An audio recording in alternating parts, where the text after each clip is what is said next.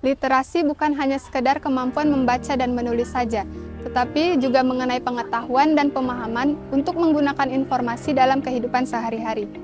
Sayangnya, tingkat literasi di Indonesia masih sangat rendah daripada negara-negara lain. Inisiatif untuk meningkatkan literasi perlu dimulai dari lingkungan sekitar, rumah, sekolah, maupun komunitas, seperti yang dilakukan oleh Ibu Ocha dengan mendirikan kampung literasi di pertengahan kota, khususnya pada wilayah 26 Ilir, Kecamatan Bukit Kecil, Kota Palembang, Sumatera Selatan.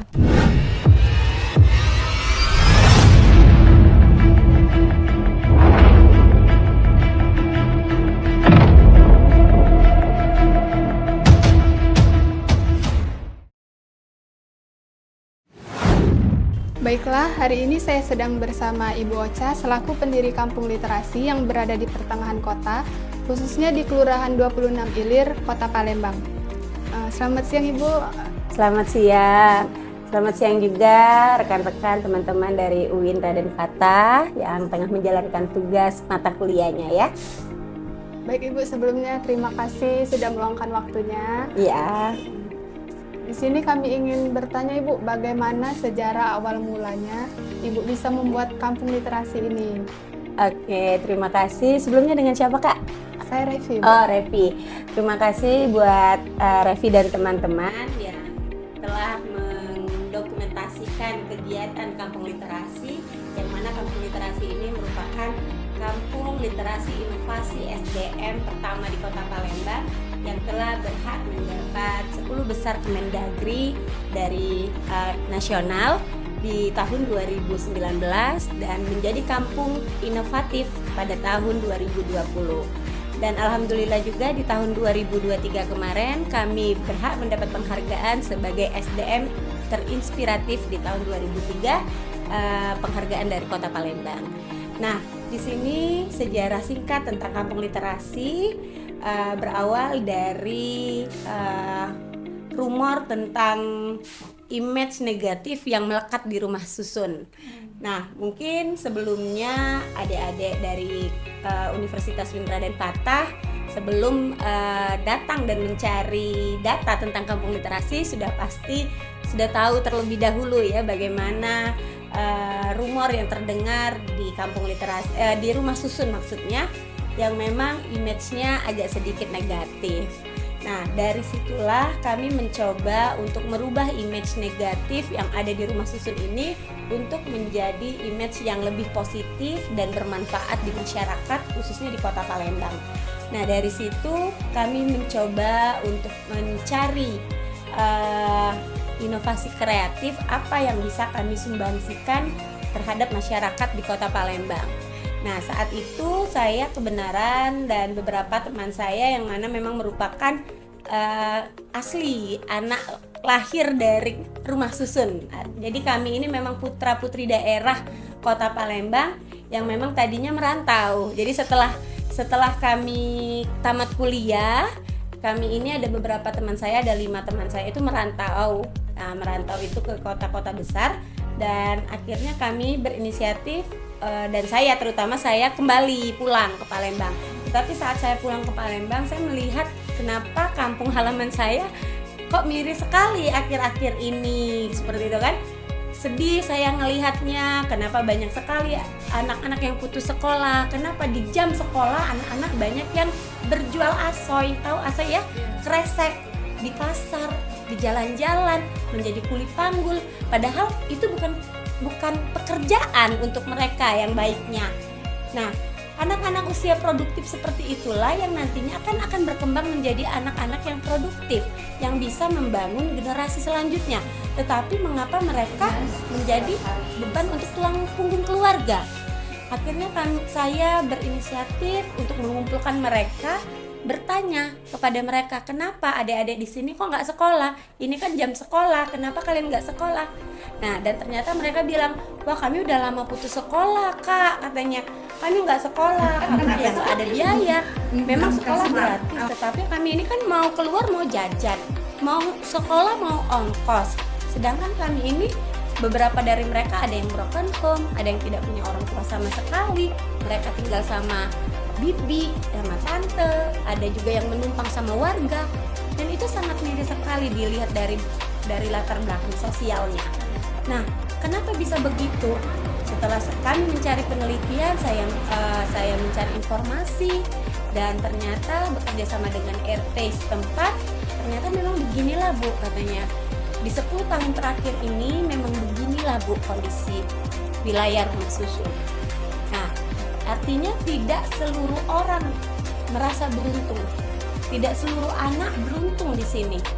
Ada yang beruntung memiliki orang tua yang care, yang peduli tentang mereka, dan mereka mensupport anaknya untuk berpendidikan yang tinggi, bersekolah yang layak, bahkan menjadi orang-orang yang hebat. Seperti itu. Tetapi di samping itu 80%-nya pada kenyataannya anak-anak di sini merupakan anak-anak yang kurang beruntung. Ada yang lahir tanpa ayah karena pekerjaan orang tuanya, tadi mohon maaf ibunya sebagai PSK. Ada yang anak memang tidak diinginkan, dibuang begitu saja, diambil sama yang peduli. Mereka sayang, tapi tidak bisa mendidiknya lebih baik karena untuk makan saja mereka susah. Nah, akhirnya dari fenomena yang terjadi itulah saya berinisiatif untuk mengumpulkan mereka. Saya memberikan dedikasi saya karena saya hanya seorang guru, jadi saya bisa memberikan dedikasinya sebagai pendidik saja awalnya. Jadi saya mencoba ya udah adik-adik yang nggak sekolah, kalau udah pulang dari cari uang, ayo kita belajar sama-sama. Bukan sekolah ya, kan saya bilang gitu, kita belajar aja, sharing. Nah, akhirnya mereka mau. Jadi kurang lebih ada 18 anak saat itu saya kumpulkan, dan mereka alhamdulillah mengikuti kegiatan itu. Dan setelah 2 tahun berjalan, dari 18 anak itu sudah 13 anak yang saya sekolahkan kembali. Nah, akhirnya kegiatan itu ternyata menjadi lirikan dari pemerintah. Kenapa ibu mau turun mengajar di jalanan untuk mendidik anak-anak putus sekolah, anak-anak telantar? Ya, seperti misi saya tadi, saya ingin mengembalikan image baik rumah susun. Yang tadinya saya benar-benar warga rumah susun, lahir dan besar di rumah susun, tapi alhamdulillah saya mendapatkan pendidikan yang layak, mendapatkan support dari orang tua, dan alhamdulillah sampai saat ini saya bisa berdedikasi seperti itu kan. Nah, akhirnya karena dapat support dari pemerintah, dari warga setempat, saya berinisiatif untuk berkolaborasi dengan masyarakat yang ada di sini. Saya bilang kami nggak bisa selamanya belajar di halte, kami nggak bisa selamanya belajar di dam. Tahu dam itu ya, tempat. Oh, jadi awal mulanya belajarnya di halte ya, Bu? Gitu. Jadi nggak, saya bilang gitu, Pak RT, Pak RW, saya bilang gitu kan, Pak Lurah saya nggak bisa nih. Saya oke, saya bisa ngajar nih, saya bilang. Saya luangkan waktu saya.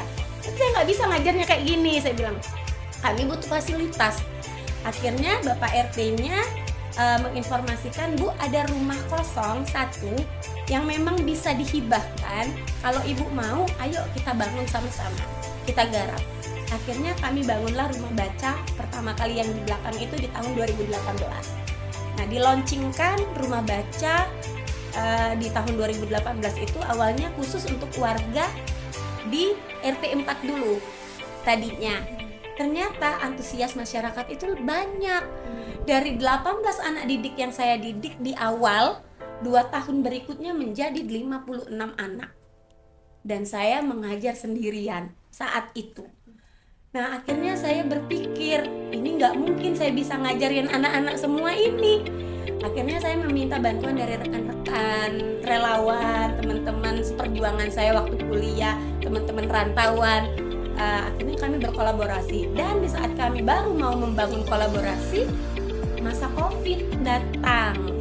Nah, akhirnya di situ kita lockdown, berkegiatan juga sempat terhentikan. Namun karena anak-anak ini kan masih masa antusias ya, baru mau belajar, jadi mereka bilang kami nggak bisa berhenti belajar. Apalagi di masa COVID kami belajarnya di rumah, kami nggak punya gadget Bu buat belajar. Nah, dari situlah saya berinisiatif, Pak, ayo kita bangun rumah susun ini sebagai kampung literasi. Nah, dari situlah saya alhamdulillah masa jabatan RT lama habis, dan saya juga sudah pindah menjadi warga rumah susun saat itu. alhamdulillah dipilih oleh warga untuk melanjutkan perjuangan Pak RT. Jadi saya dipilih menjadi RT, saya membangun kampung ini menjadi kampung inovasi literasi, yang mana saat itu saya mendatangkan banyak sekali kolaborasi untuk rekan-rekan bisa turun ke sini.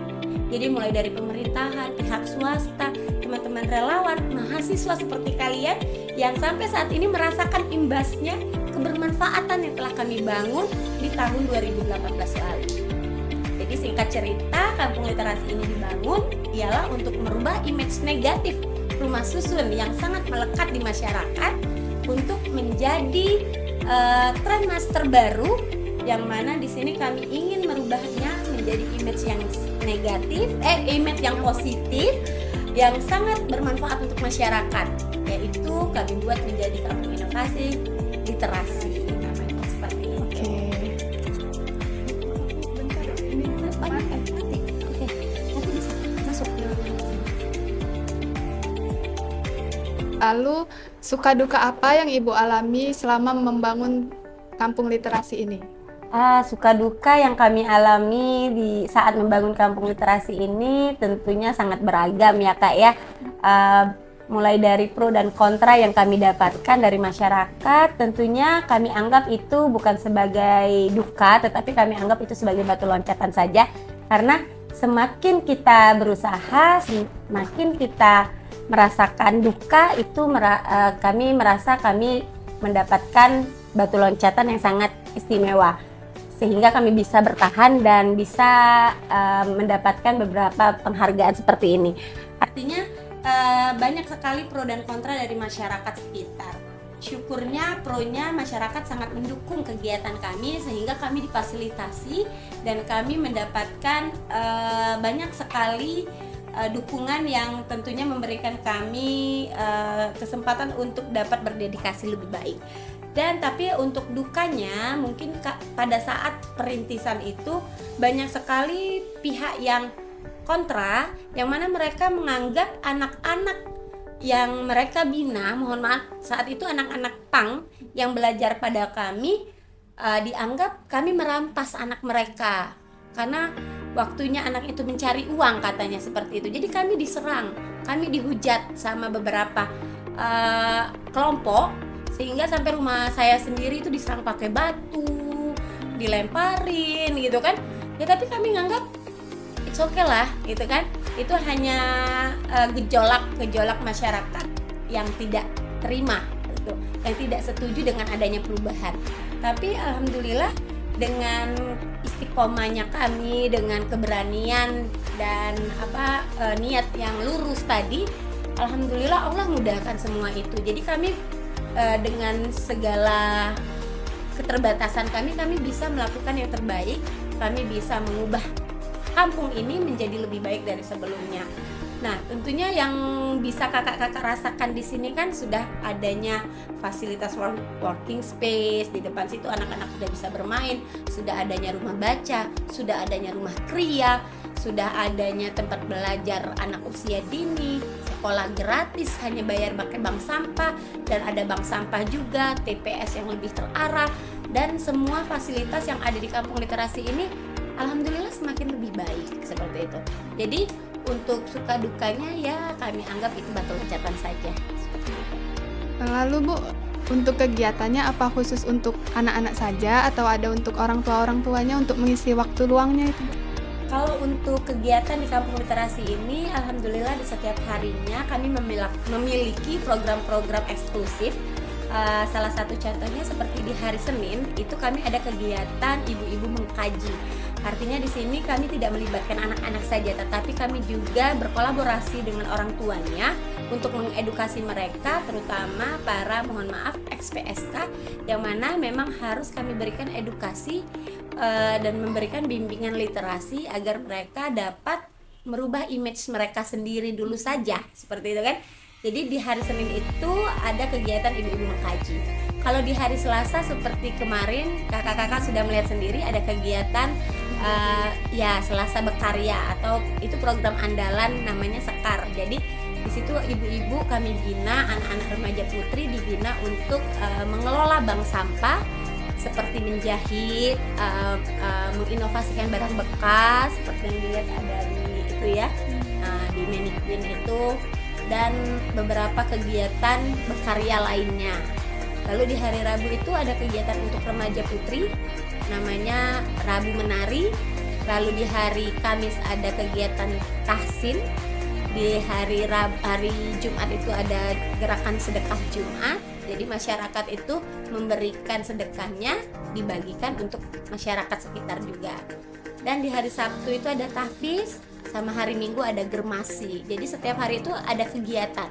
Ada kegiatan yang memang sudah berkolaborasi dengan berbagai teman-teman relawan dan yayasan lainnya.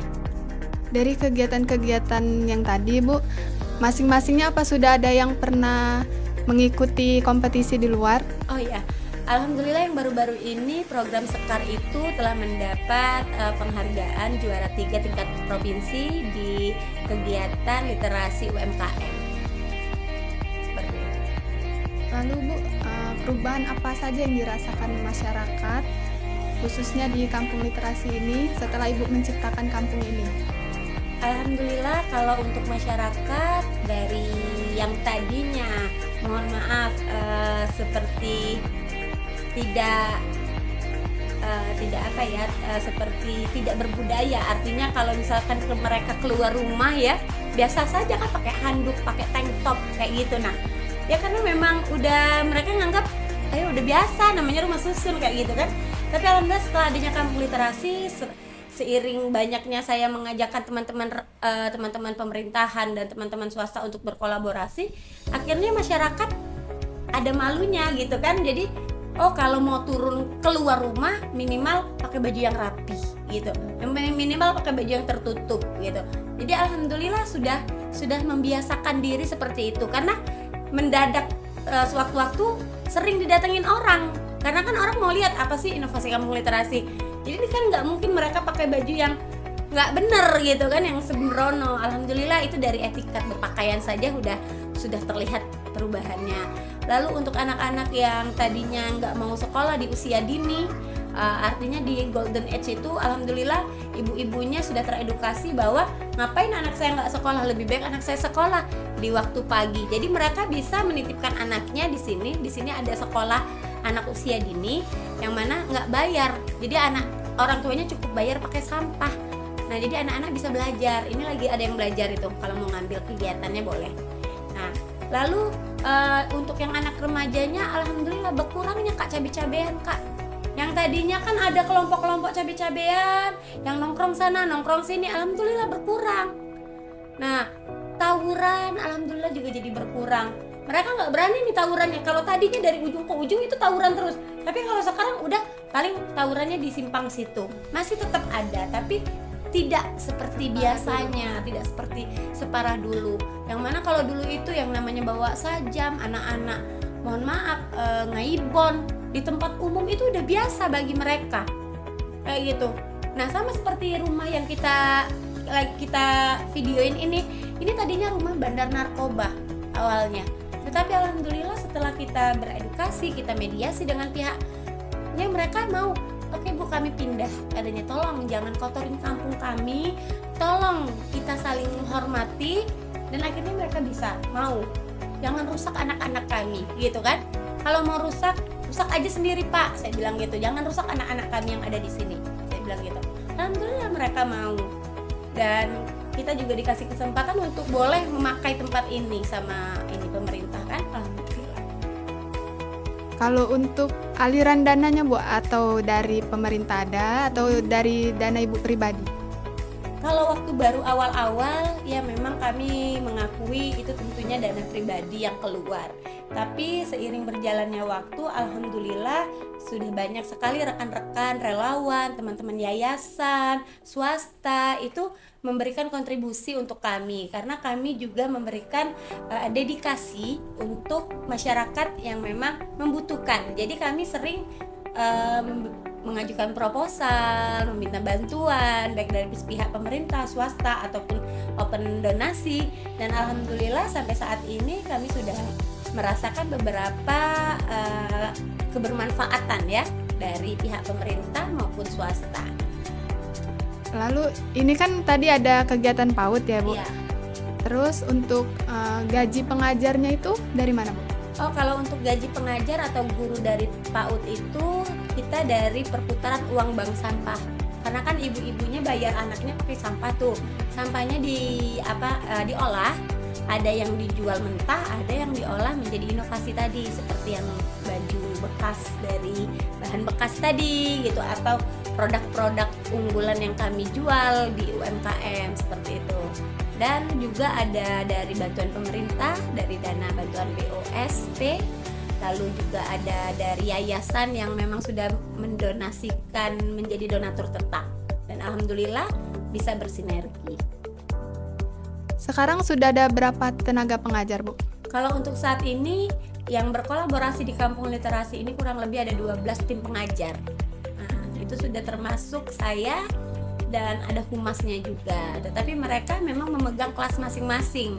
Jadi tidak bisa, maksudnya kita nggak bisa sembarang nemuin mereka di waktu-waktu yang bukan waktunya mereka, karena kan mereka selain di sini bekerja, ada kerja di tempat lain gitu. Di sini sebagai relawan lah ibaratnya seperti itu.